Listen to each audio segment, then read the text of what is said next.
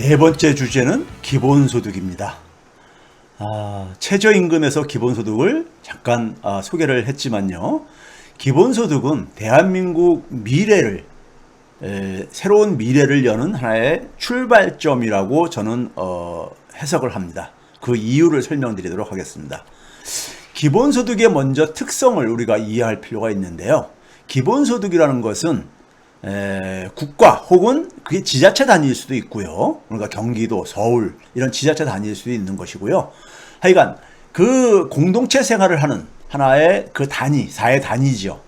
이 단위의 구성원들한테 그 국민이든 시민이든 간에요. 지역 주민들에게 아무 조건 없이 개인별로 정기적으로 지급하는 소득입니다. 이게 생활보장제도하고는 생활보장제도라든가 하고는 좀 차이가 뭐냐면요.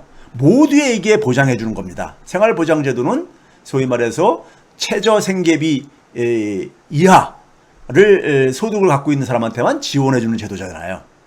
그 다음에 자산이라든가 소득과 관계없이 무조건 보장해 주는 소득입니다. 제공해 주는 소득이고요. 그 다음에 개인별로 지원해 주는 소득입니다. 가구별이 아니라요. 즉 일부에서는 기본소득에 대한 하나의 원칙으로 5가지 특성을 많이들 소개를 합니다. 개인적으로 준다 해서 개별성, 모두에게 준다고 해서 보편성, 정기적으로 한다고 해서 정기성, 그 다음에 자산이나 소득과 관계없이 준다고 해서 무조건성, 그리고 현금으로 준다고 해서 현금성 하는데요. 이 5가지 원칙을 너무 경직적으로 해석할 필요는 없습니다. 유연하게 적용을 하고 있고요. 이 5대 원칙은 편의상 초기에 일부 전문가들이 이런 특성을 하나의 규정했던 것 뿐입니다. 예를 들어서 농민에게 주는 농민소득 하게 되면은 이것도 기본소득인 겁니다. 청년들에게 주는 청년수당 청년소득도 이것도 기본소득입니다. 그 다음에 현금이 아니라 지역화폐로도 줄 수 있어요. 그리고 우리가 지난해 전국민 재난지원금을 한 차례 받았듯이요. 모든 국민들이요. 그러니까 우리가 뭐 1회나 2회를 줄 수도 있습니다. 매달 안 줘도 되고요. 예? 자, 무슨 얘기냐면요. 1년에 50만 원을 1인당 준다고 할 때 한 달씩 매달 주려면은 50만 원을 그러니까 우리가 12달로 나누게 되면은 4만 원 조금 더 넘잖아요. 이걸 매달 4만 몇천 원씩 더 나눠주느냐, 아니면 1년에 50만 원을 한 번 주느냐, 아니면 50만 원을 1년에 2번 나눠가지고 25만 원씩 주느냐. 이거는 뭐 그러니까 받는 사람 입장에서는 똑같은 거잖아요. 그리고 그거를 현금이 아니라 지역화폐로 줄 수도 있는 겁니다. 그 다음에 이 기본소득 재원은 뭐냐면요. 우리 공동체가 가지고 있는 공유 재산이 있고요. 그 다음에 뭐냐면은 대부분의 사회활동은요. 혼자서 그러니까는 만들어낸 결과물이 아닙니다. 우리가 지식 같은 경우도 어떤 개인이 그러니까는 자기가 순수하게 자기만의 창조물은 존재하지 않습니다. 인류 역사의 공동의 유산이지요. 그런 점에서 모든 경제활동이 사실상 다 포함될 수 있습니다. 그 재원으로서는요. 자, 기본소득 개념은요. 상당히 오래됐습니다. 제일 처음 이 기본소득 개념을 도입한 사람은요. 우리가 유토피아라는 책을 쓴 토마스 무어라고 많이들 들어보셨을 겁니다. 이 사람이 유토피아를 쓴 게 1516년이니까요. 16세기 초지요. 16세기 초에 이 유토피아 책에서 이런 말을 합니다. 상당히 우리 사회, 지금 이 세상에는 그렇게 많은 도둑들에게 시달리고 있는데 이 도둑질 하다 걸리게 되면 교수형을 처하는 사람들이 굉장히 많다 이거예요. 그런데 이 도둑들을 막기 위해서 이런 엄벌에 처하고 있는데 이런 끔찍한 처벌을 가하는 게 과연 이게 도덕적으로 정당한 것이냐. 오히려 이 도둑질을 막기 위해서 모든 사람에게 최소한의 약간의 생계수단을 제공하는 게 훨씬 더 효과적이지 않겠냐 이런 주장을 합니다. 유토피아에서요. 그 다음에 1848년에는 뭐 그 중간에도 굉장히 많이 있습니다. 1848년이면 어떤 해냐면요. 영국에서 산업혁명이 진행돼 가지고 거의 그러니까 산업화가 이제 그러니까 공장 이런 데들이 생기고 막 이럴 때입니다. 이때 우리가 존 스튜어트 밀이라고 사상가로 자유주의 사상가로 많이 알려진 사람이죠. 정치 쪽으로도 많이 그러니까 우리가 거론되기도 하고요. 경제학자로도 거론되는 사람인데 이 사람이 이런 얘기합니다. 한 사회가 생산을 했을 때 그 생산물을 배분하는 데 속에서 분배하는 데 속에서는 능력의 유무와 관계없이 제일 먼저 뭘 해야 되냐면은 모든 구성원들의 최저생활에 의한 몫을 먼저 떼어내고, 그러니까 모든 사람에게 최저생활분을 나눠주고 그 나머지를 능력에 따라서 배분해야 된다, 이렇게 주장을 합니다. 자, 이 사람들은 둘 다 뭐냐면은 뭐 사회주의자나 공산주의 생각했던 사람들은 아닙니다. 그러면 이런 주장이 왜 나왔냐면요. 자, 아까 얘기했듯이요. 16세기라든가 19세기 이때는요, 우리가 과거 전통적인 농업사회에서 자본주의 사회로 넘어가는 이러한 이행기입니다. 그 이행기에서 사람들은 자신의 노동력을 팔아가지고 생계를 유지할 수밖에 없는 존재로 전락을 했습니다. 그런데 일자리를 못 잡는 사람들도 굉장히 많이 등장을 합니다. 도시로 나왔는데 도시에서 일자리를 못 잡는 사람들은 굶주림에 시달릴 수밖에 없잖아요. 그러다 보니까 도적질도 하게 되고, 그렇죠? 이런 상황, 소위 하나의 사회 질서가 바뀌어지는 이런 이행기 상황 속에서 아직 사회 대부분의 구성원들이 그 사회 질서 속에서 안전하게 살아갈 수 없는 이런 상황 속에서, 그러니까는 이런 문제가 제기됐던 것입니다. 시대 전환기의 산물이었던 거죠. 그러면 지금 우리가 살아가는 21세기의 기본소득이 다시 부상하는 배경. 예를 들어서 우리가 미국의 소위 말해서 창업가들이 모여있는 실리콘밸리라고 있죠. 여기에 창업가들이 기본소득 지지자들이 굉장히 많습니다. 이들이 특별하게요. 어떤 휴머니스트라서가 아니라요. 이들은 대개 보게 되면 4차 기술혁명과 관련된 사업을 하는 사람들이잖아요.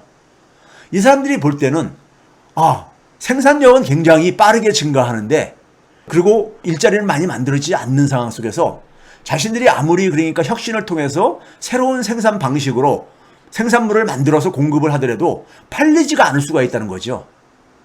그래서 기본소득을 지지를 하는 겁니다. 즉 현재 지금 우리 인류 사회도요, 산업사회가 종료가 되어지고 새로운 사회로 지금 이행하는 단계입니다. 그런 상황 속에서 어떤 문제에 직면하고 있냐면요, 미국을 기준으로 하게 되면 70년대부터 일자리 증가율이 하락합니다. 우리나라는 90년대부터 일자리 증가율이 하락합니다. 거기다가 뭐냐면 일자리가 또 양극화되집니다. 일자리 양극화라는 것은 중간임금 일자리가 줄어드는 현상입니다. 그 중간임금 일자리가 줄어드는 일자리가 고임금 일자리로 가면 좋을 텐데 대부분이 저임금 일자리로 가면서 사회 양극화 문제가 부상이 되는 거죠. 이게 소위 소득 불평등입니다. 소득 양극화죠. 거기다가 가치를 창출하는 방식이 달라지고 있습니다. 과거 산업사회 때는 자본이 굉장히 중요한 역할을 했어요. 그런데 이제는 뭐냐면 아이디어가 굉장히 중요한 역할을 하는 시대입니다. 아이디어가. 플랫폼 기업들에 있어서 가치 창출은 되게 아이디어가 중요한 역할을 하고 있습니다. 이런 이행기 상황 속에서 인류사회가 주요 국가들이 직면하고 있는 건요, 혁신이 그러니까 잘 활발하게 안 일어나고 있습니다. 그러다 보니까 생산성과 성장률이 둔화되고 있어요. 그러다 보니까 정부가 그러니까 돈을 쓸 일은 많아지는데 성장이 둔화되면 그만큼 세금 수입도 그러니까는 둔화될 수밖에 없을 게 아니겠습니까? 거기다가 또 한편에서는 그러니까 4차 산업혁명으로 인해 가지고 플랫폼 기업들이 등장을 하면서 불평등이 굉장히 심해지고 있습니다. 우리가 99대 1의 사회 이런 얘기하죠. 이거 호랑이 담배 먹던 시절의 얘기입니다. 지금은 0.0000 그러니까 소수점 5자리 밑에 있는 0.00001%의 자산이 집중되어지는 이러한 시대입니다. 불평등이 굉장히 지속 불가능할 정도로 심각해지고 있습니다. 그리고 많은 노동자들은 소위 플랫폼 노동자로 생계를 유지를 해가야 되는 이러한 고용이 불안한 이러한 시대를 살고 있습니다. 자, 기본소득의 도입은 이러한 배경을 가지고 있는 것이고요. 이 기본소득 도입의 최대 장애물은 뭐냐면요, 산업사회의 사고, 산업사회의 패러다임입니다. 우리가 산업사회 때는요, 기본적으로 노동을 굉장히 신성시했고요. 대부분 사람들이 자기가 일할 의사가 있으면은 일자리를 가질 수 있는 이러한 사회였었습니다. 그 산업사회 가치관에 익숙한 과거 기성세대들은 일도 하지 않는데 소득을 준다? 공짜로 돈을 준다? 이게 잘 납득이 안 가는 겁니다. 그런데 젊은 사람들이 볼 때는 안 그런 겁니다. 젊은 사람들의 현실 상황을 봤을 때는요. 그들이 볼 때는 다른 거죠. 그런데 세대 간에 이러한 인식의 차이가 생기는 것도 바로 산업사회 가치관하고 21세기라는 이행기를 그러니까 지금 살아가는 세대들하고의 어떤 하나의 가치관의 차이에서 비롯되어지는 것입니다. 그리고 오늘날에 있어서는 노동을 오래 한다고 해가지고 소득이 그러니까는 그만큼 비례하는 것도 아닙니다. 가치 창출이요. 예, 아이디어가 중요하다 보니까요. 아이디어라는 것은 하루에 8시간 일하는 것을 50%더 일해가지고 12시간 일한다고 해서 아이디어가 더 나오는 건 아니잖아요. 그렇죠? 이런 변화로 인해가지고 이 차이가, 세대 간의 차이도 나타나는 겁니다. 자, 기본소득의 목표는 뭐냐면요. 기본소득의 목표는 현재 우리가 직면한 문제는 뭡니까? 70대 후반부터 선진국가에서 복지가 후퇴를 하기 시작합니다. 그리고 또 불평등은 굉장히 증대되어졌죠. 거기다가 현재 미래는 잘 그러니까는 보이지가 않습니다. 혁신이 활성화돼가지고 양질의 일자리를 만들어내고 성장을 해야 되는데 이게 잘 보이지가 않는 겁니다. 이런 문제는 이념적으로 좌냐 우냐 이걸 넘어서는 문제인 겁니다. 거기다가 기본소득은요, 일부에서 오해를 하는 것이 기존의 사회복지를 후퇴시키는 게 아니냐, 사회보장을 후퇴시키는 게 아니냐는데 전혀 그렇지가 않습니다. 이건 오해입니다. 물론 일부 그러니까 우파에 있는 사람들이 기본소득을 도입을 하면서 기존의 사회복지나 사회보장제를 다 없애자고 하는 사람들이 있습니다. 근데 그런 사람은 소수입니다. 기본소득 도입은 기존의 사회복지나 사회보장의 보완제 성격을 갖고 있습니다. 우리가 기존의 복지는 어떤 겁니까? 소득 보장을 하기 위해서 개인들이 사회보험을 우리가 예를 들면 우리가 국민보험 같은 경우 들잖아요. 그렇죠? 이건 뭐냐면 자기에도 일부 기여를 하고 그다음에 사업주나 정부가 그러니까 기여를 합쳐서 하나의 우리가 그 미래 소득을 우리가 확보하는 거잖아요. 그렇죠? 반면에 또 그다음에 우리가 어떤 게 있습니까요? 아동수당이나 기초연금 지급 같은 사회수당을 이런 것도 있고요. 그러니까 이런 걸로 해서 소득보장을 지원해 주는 게 있고 그 다음에 뭐냐면은 이것으로도 부족해가지고 부족한 사람들이요. 소위 말해서 시장으로부터 생계에 필요한 소득을 못 얻는 사람들, 소위 기초생계비가 부족한 빈곤한 층들한테 공공부조, 세금을 걷어가지고 지원하는 기초생활보장제도 같은 게 대표적인 예지요. 이런 게 있고요. 그 다음에 우리가 사회 서비스, 모두가 그러니까 국민이 누려야 할 사회 서비스, 예를 들어서 보육이나 교육이나 의료나 요양 이런 것들을 또 정부가 무상으로 제공하고 있죠. 그런데 지금 현재 이런 것만 가지고도 지금 부족하다고 하는 상황 아닙니까요? 그렇죠? 이게 충분하다고 생각지는 않잖아요. 특히 우리 사회 같은 경우는 더더군다나 그렇죠. 그런데 이런 전통적인 차원에서 복지를, 사회 서비스를 증대시키려면 재원 마련이 필요하잖아요. 근데 이 재원 마련은 결국은 증세 문제잖아요. 근데 이 증세는 대부분이 중산층 이상들이 많이 세금을 내게 돼 있잖아요. 그런데 세금을 내야 되는 계층들은 여기에 대해서 저항을 많이 하죠. 왜 저항을 합니까요? 자기들이 세금만 내고 자기들이 혜택을 별로 보지 못한다는 이러한, 그 다음에 중산층들도 자기들도 미래가 굉장히 불안하다, 이러한 상황이 된 거잖아요. 그렇죠? 이런 점에서 증세를 통해 가지고 전통적인 방식의 복지를 강화하는 것은 상당히 지난 한 40년 이상 동안 어렵다는 것이 확인되어졌습니다.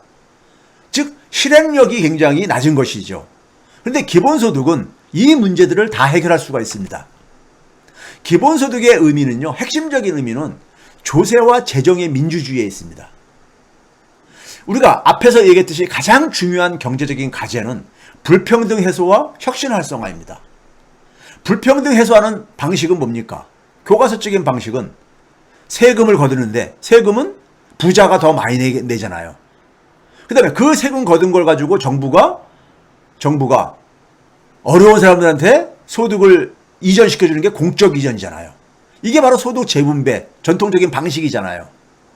아니면은 불평등 해소하려면은 일자리가 없는 사람들한테 양질의 일자리를 만들어주는 거잖아요. 그렇죠? 그런 점에서 불평등 해소와 혁신 활성화가 이 시대 최고의 경제적인 과제입니다. 그럼 첫 번째, 조세 저항을 최소화하면서, 그러면서 뭐냐면은 많은 저소득층 사회 구성원들한테 소득 지원을 하려면은 기본소득이 왜 의미를 갖는가를 예를 들어서 설명을 하겠습니다. 기본소득을 우리가 주기 위해서 마련하는 하나의 재원으로서 우리가 국토보유세, 기본소득형 국토보유세를 도입을 하자는 얘기들을 많이들 하고 있습니다. 기본소득형 국토보유세를 도입하는 대신에 종부세는 폐지하자 이겁니다.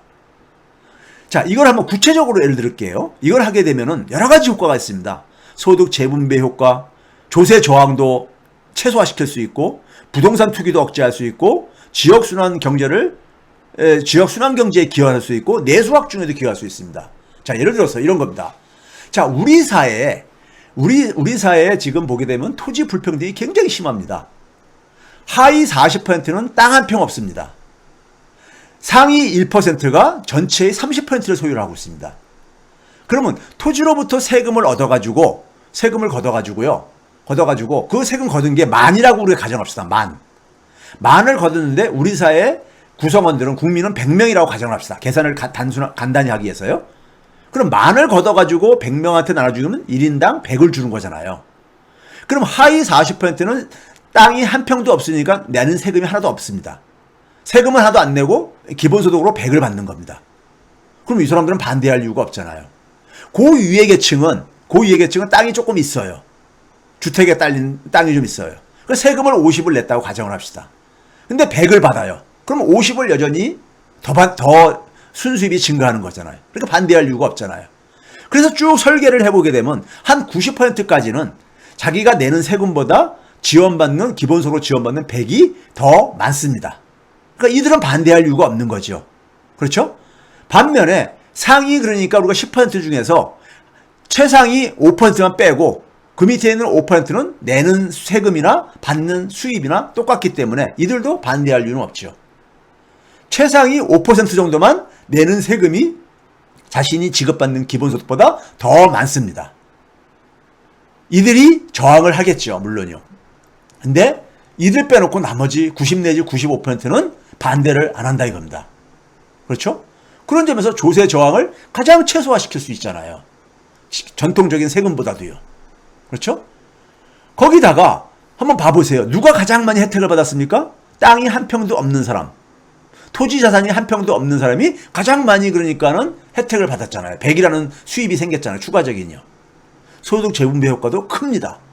땅을 많을수록 그러니까는 혜택이 줄어들고 혹은 손해를 보잖아요. 그러니까 이것은 우리가 왜 저항이 없냐면요. 세금을 거둔 다음에 바로 다 국민들한테 돌려주는 겁니다. 그런 점에서 조세의 민주주의이고 재정의 민주주의입니다. 그동안에는 세금을 걷어가지고 정부가, 관료가 자기들이 배분을 했잖아요. 그래서 보수 정권에서는 그 세금을 거둔 것을 기업들에게 많이 지원을 해주고 그랬잖아요. 그리고 민주 정권에서는 일반 국민들한테, 보통 사람들한테 저소득세 지원하게 해주면 재정을 그러니까는 재정의 부담이 증가한다고 이렇게 또 보수 언론도 공격도 받았잖아요. 그런 문제를 없앨 수가 있어요. 자, 우리나라의 지난해 기준으로요. 비생산 토지 자산이 7,280조 원입니다. 엄청나게 많죠. 우리나라 GDP가 2,000조가 좀 안 되니까는 거기에 그러니까 거의 3.6배 정도가 된다는 얘기인 겁니다. 여기에다가 0.5%만 세금을 거두더라도요. 36조 4천억 원을 거둘 수 있습니다. 종부세가 지방세이기 때문에 지방자치단체들한테 3조 원의 수입이 감소가 생기니까 이걸 지원해주게 되면은 33조 4천억 원이 생기잖아요. 이걸 가지고 우리나라 인구 5,182만 명한테 나눠주게 되면요. 1인당 약 65만 원의 지급이 가능합니다.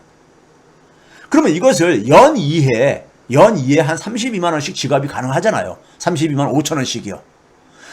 예를 들어서 설 명절 때 32만 5천 원, 추석 명절 때 32만 5천 원. 이걸 지역화표로 준다 이겁니다. 그럼 4인 가족으로 하게 되면은 120만 원이 넘는 돈입니다. 이것을 그러니까 1%까지 늘리게 되면 연 130만 원 지급이 가능합니다. 1인당이요. 그러면 1년에 한 4번도 지급이 가능한 거죠. 한 40만 원씩 1년에 4번도 지급이 가능한 거죠. 봄, 여름, 가을, 겨울로요. 그렇죠? 자, 이게 그러니까 우리가 기본소득은 이렇게 소위 말해서 소득 재분배 효과도 있고, 그 다음에 세금이 토지가 많은 사람한테 집중되다 보니까 세금이 토지로부터 얻는 기대 수익이 낮아지기 때문에 토지 투기도 완화되겠죠. 부동산 투기의 뿌리는 뭐냐면 토지입니다. 건물보단 토지입니다. 즉 토지 투기를, 부동산 투기를 완화함으로써 부동산 시장도 정상화시킬 수가 있죠. 그 다음에 지역화폐로 나눠주게 되면 지역 경제도 활성화시킬 수 있고, 그렇죠? 일석사조의 효과가 있습니다. 그렇죠? 자, 우리나라에 지금 현재 보게 되면 부동산 불평등이, 토지 불평등이 얼마나 심각한지를 보여주는 그림입니다. 상위 1%가 30%의 토지를 소유하고 있잖아요. 그렇죠? 기업들 같은 경우는 더 심각합니다. 상위 1%의 기업이 73% 이상을 소유를 하고 있습니다. 이렇게 토지 불평등이 심한데 이게 조선 말보다 더 심각한 상태인 겁니다. 자, 부동산 불로소득이 매년 증가하고 있죠. 매년 증가하고 있습니다. 2019년 기준으로 353조 원이나 됩니다. 부동산 불로소득이요. 이걸로 우리나라는 자산 격차가 심각하고 대물림이, 부의 대물림이 그러니까 우리가 일어나고 있고, 그러다 보니까 젊은 사람들이 금수저, 흑수저 얘기를 하는 겁니다. 부모를 그러니까 잘 만나가지고 30억대 부동산을 물려받게 되면은 처음 출발부터가 그러니까는 불공정한 게임이 진행될 수밖에 없는 겁니다. 자, 기본소득을 실험한 해외 사례를 보게 되면요. 가장 최근 게 2019년도에 2월 달에 캘리포니아주 스톡턴시에서 기본소득을 지급을 했습니다. 어떤 결과가 나왔느냐? 결과가 나왔죠. 지난해에요. 우리가 흔히 말해서 이러한 현금으로 기본소득을 받으면 일을 안 할 거다 그러는데 정반대가 나왔습니다. 기본소득을 받은 사람들이 오히려 풀타임 고용률이 28%에서 40%로 12%포인트나 증가한 반면에 기본소득을 받지 않은 사람들은 5%포인트 증가에 불과했다는 얘기입니다. 즉 조건 없이 현금 소득을 지급한다고 해가지고 일을 하지 않는다는 것은 이거는 하나의 편견이고 미신이라는 얘기입니다. 두 번째는 그렇게 꽁돈을 주게 되면 흥청망청 낭비할 것이다. 그런데 천만의 만만의 말씀이었습니다. 오히려 정서적인 면에서 안정을 찾고 술이나 담배 지출된 것은 거의 없었다는 얘기입니다. 그런 가장 주목하는 부분은 뭐냐면요. 사람들이 추가적인 수입이 생기니까 재정의 안정성이, 그러니까는 심리적으로 재정의 안정성이 생기잖아요. 그럼으로써 자신이 지금까지는 자신과 가족이 먹고 살기 위해서 원치 않는 일을 했었는데 재정의 안정성이 좀 생김으로써 자신이 하고 싶었던 일을 시도를 하는 이러한 하나의 새로운 현상들이 발생한 겁니다. 저는 이 부분이 가장 주목할 부분입니다. 사람들로 하여금 자기가 하고 싶은 새로운 시도를 할 수 있는 기회를 제공해 준다는 얘기입니다. 한 사회가 혁신이 활성화되려면 국민들이 새로운 시도를 해야 되거든요. 새로운 시도를 하지 않는데 어떻게 혁신이 활성화되겠습니까? 특히 저는 청년들에게 기본소득이 굉장히 필요하다고 생각합니다. 이재명 지사가 청년에게, 그러니까 19세에서 29세 청년층에게 연 200만 원을 그러니까는 청년 기본소득을 지원해 주겠다고 하고 있죠. 이게 한 14조 5천억 원 정도가 소요가 됩니다. 우리 대한민국에 가장 필요한 것 중에 하나가 지금 산업 재편입니다. 제조업의 일자리는 계속 줄어들고 있는데 새로운 산업이 안 만들어지고 있죠. 새로운 산업을 만들려면 혁신을 활성화해야 됩니다. 국민이 새로운 시도를 해야 되죠. 특히 청년 세대가 새로운 시도를 활성화해야 되죠. 옆에 나라인 일본의 사토리 세대가 뭡니까? 다 포기를 한 거예요. 희망이 없기 때문에. 중국에는 탕평 세대라고 합니다. 우리 말로는 당평이죠. 이들도 그러니까 사토리하고 비슷한 뜻입니다. 왜? 막 열심히 해봤자 별로 그러니까는 수입도 안 생기고, 예? 그러다 보니까 그냥 적당히 그냥 아예 희망을 안 갖고 사는 모습을 보여주고 있는 거죠. 지금 우리나라 청년들도 어떻습니까? 많은 청년들이 일부 그러니까 대기업 정규직, 공기업, 그 다음에 공무원을 하는 이러한 청년들을 빼놓고는 저임금 장시간 노동 속에 시달리고 있죠. 이러한 상황 속에서 새로운 시도는 거의 불가능합니다. 청년들이 새로운 시도를 하지 않는데 청년들이 어떻게 꿈을 가질 수가 있고 대한민국의 미래가 어떻게 열릴 수 있겠습니까? 청년들이 새로운 시도를 하려면 자유시간을 가져야 되는 거죠. 그 시도를 하기 위해서 시간이 필요하잖아요.